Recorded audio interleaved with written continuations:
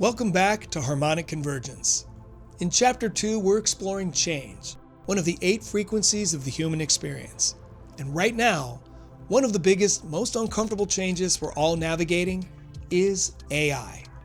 Whether you're excited, overwhelmed, skeptical, or just tired of hearing about it, I get it. But after attending the Mindvalley AI Summit for 3 days straight and getting to listen to dozens of AI pioneers who shared their knowledge and perspectives, one thing became crystal clear. AI isn't just another tech trend. It's a paradigm shift. So I made this video to break it all down for you. What I learned, why it matters, and how we can navigate this massive shift without losing ourselves in the process. I'm also going to share an incredible piece of insight I learned from one of the presenters. Literally blew my mind. It's going to definitely change the way that you see AI. And if you're curious about how Leonardo da Vinci, the original Renaissance man, would view AI, whether or not he would use it, and how he might use it, stick around to the end because I have an answer for you. Let's start with a wake-up call from Vishen Lakhiani, the founder of Mindvalley. Vishen kicked off day 1 with a message that was loud and clear. We're underestimating how fast AI is evolving. It isn't just incremental growth, it's exponential. And most people are still trying to make sense of it with a mindset that is built for slower change. He said that every few weeks, new tools are emerging that fundamentally shift what's possible. Whether it's in creativity, communication, business operations, or personal development, the landscape is changing faster than most people can track.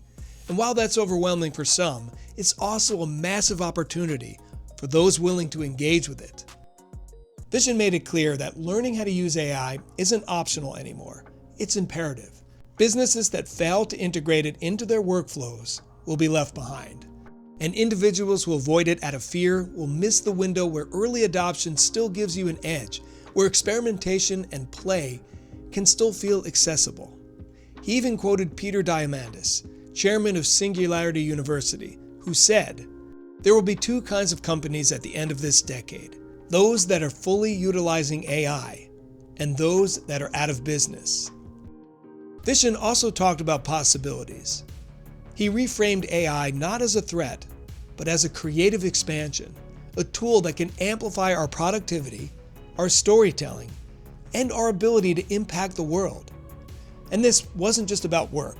He sees AI as something that can radically improve how we grow, personally and collectively, if we bring consciousness into how we use it. AI isn't about replacing humans. It's about expanding human potential. And in a world that often defaults to fear when things change too fast, it was a reminder that what we do with that change is still up to us. Vishen and other speakers highlighted that the next phase of AI is agentic, meaning it doesn't just respond to prompts, it takes action. These systems can now run multi-step tasks, manage workflows, and automate entire parts of a business. He demonstrated this with his own digital dream team, a set of AI agents already handling things like research, outreach, scheduling, and even content repackaging. Not in the future, right now. And here's the part that's uncomfortable, but it's fast becoming reality nevertheless. These agents are roles that used to be done by real people. As AI takes on more of the mundane and repetitive workload, business owners are hiring fewer people, not because they're heartless, but because the math is changing. And this reality isn't just coming for CEOs, it's coming for all of us. If you're a freelancer, creator, or service provider, this shift is already reshaping how time, attention, and value are distributed. And if you're not learning to use these tools, to offload what machines can do better, and free yourself to focus on the work that requires your full creative presence, you're giving up leverage that you may never get back.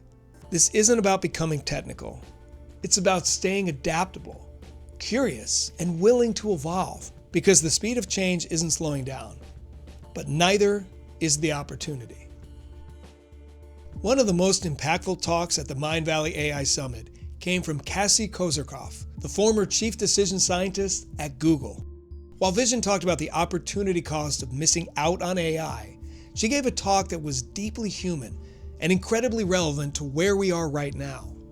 Her central idea was that AI isn't here to take your job. It's here to take your excuses. In other words, now that these tools are so accessible and so easy to use, the obstacle isn't the tech anymore. It's us. And more specifically, our clarity. She compared AI to a kitchen. In the early days of computing, people had to learn how to build the oven, wire the electricity, and invent the ingredients. But today, most of that foundational work has already been done. You don't need to know how a microwave works to make a meal. You just need to know what kind of meal you want. And AI works the same way. You no longer need to be an engineer to use it well. You just need to be intentional about what you're trying to do. This brings us to the most important insight I learned about AI. And this is something that absolutely changed my mind about the tech. And it may do the same for you. AI doesn't think for you. It doesn't bring intelligence to the table. You do. The word intelligence in artificial intelligence is actually misleading. These tools don't understand meaning, context, or values. They don't care about what matters to you. They just respond to patterns and prompts, which means the quality of the result that you get depends entirely on the clarity, creativity, and thinking that you put in. Cassie points out that the hardest part of using AI today isn't learning the tool.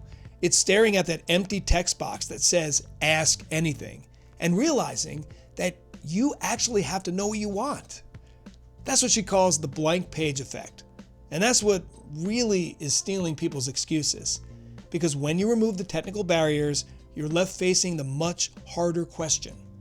What do I really want to create? What's worth improving? And what's worth doing better? That's the part most people try to avoid. Not because they're lazy, but because those are the questions that force you to confront your values, your priorities, and your goals.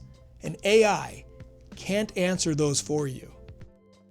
Another major point she made is that the real skill in this new era isn't programming, it's thinking clearly. She said it beautifully. The muscle we need to flex isn't math, it's thought, it's reflection, it's decision making. You don't need to be a data scientist. What you need is a strong sense of what matters and the ability to communicate that clearly to a tool that's designed to follow your lead. She also offered a good metaphor. AI is like a magic lamp, but the story is never about the genie. It's about the wisher. If you wish carelessly, you get shallow results. But if you know what you want, why it matters, and how it fits into the bigger picture, that's when the tool becomes transformational. If you approach it as a shortcut or a replacement for real thinking, it will only reflect that back to you. In the end, her message wasn't about AI's potential, but about ours. Now, having said that, it's important to pause and bring some discernment to a talk like this. As empowering as it is, there will always be the question of how these tools are designed, who trains them, and what kind of values are embedded in this system. So while I absolutely agree with her call to take responsibility for our own thinking, I also believe that we need to stay aware of the broader context, where power is concentrated, and what narratives are being quietly reinforced behind the scenes. Cassie's message is an important one, not because it gives us the full picture, but because it reminds us that we're not passive in this. And waiting around for clarity, for permission, or for perfect conditions before we engage, it's just not going to cut it anymore. There's something powerful in realizing that what we do has agency here. We can choose to use these tools with intention. We can align them with our values, our creativity, and our larger purpose, if we're willing to stay awake and engaged. And in a world that's changing this quickly, I think that kind of grounded, conscious participation is something worth holding on to. I think we can all agree that Leonardo da Vinci was the ultimate Renaissance man, inventor, artist, scientist, doctor, and philosopher. And thanks to AI, we're all being invited into our own kind of Renaissance. On day 3 of the summit, Vishen asked ChatGPT, what can Leonardo da Vinci teach us about AI? Here's what it said. Number 1, be curious about everything. Da Vinci didn't limit himself to one domain. Don't ask AI to paint a picture, ask it to dream with you. What would happen if dolphins could fly? If music looked like a galaxy? Number 2, use tools, but stay the genius behind them. The brush didn't paint the Mona Lisa, Leonardo did. In parallel, AI is the chisel, not the sculptor. Number 3, experiment constantly. Let your projects flop, let them fly. AI is your lab partner, not your final draft. You're meant to iterate, not expect perfection from the start. Number 4, let art and science dance together. Leonardo painted veins like rivers and designed machines like sculptures. Let AI help you blur boundaries. It can be used to combine different modes of thinking, storytelling, data, visuals, and music. Number 5, stay childlike. Genius doesn't take itself too seriously. AI gives you the tools to play bigger. Write stories about talking tigers. Design quotes for mermaids. Build cities in the clouds, not because it's practical, but because imagination matters. So this section of the seminar ended with this reflection. If Leo were alive today, he wouldn't fear AI. He'd train it. He'd collaborate with it. And then he'd astonish the world with it. So what does all of this mean for us right now? It means we're living through a change that is uncomfortable, but also full of possibilities. This is not about becoming an AI expert overnight. We don't need to adopt every new app or trend, but we also can't afford to stay frozen in time. Change is already here, and it's asking us to respond with presence, not panic. This moment, like so many others in the Harmonic Convergence journey, is a test of how we meet disruption. With fear and contraction, or with curiosity and creative power. You don't need to outsource your soul to keep up with this shift, but remember, you won't thrive if you keep outsourcing your clarity. That means asking better questions, tuning into what truly matters, and being willing to learn the tools that can support your deeper vision without getting lost in the noise. If this summit made anything clear, it's this. We're not passive observers in this next chapter. Whether we flourish or get flattened will depend on how we engage, not reactively, but consciously. And if I had to sum up what I took from the Mindvalley AI Summit, it's this. Change doesn't have to mean losing yourself. It can mean rediscovering what matters, refining your focus, and realigning your creative energy toward what's meaningful. We're not here to keep up with the machines. We're here to bring consciousness into how we use them. And part of that consciousness is staying awake to how these tools shape us, not just what they help us create. It's not just about what AI can do, but about what kind of humans we become while using it. So instead of asking, how do I compete with AI, ask, what do I want to amplify? Because that's where the real power is. As always, thank you so much for listening. I hope this video gave you something to reflect on, or just help you feel a little more grounded in the midst of so much change.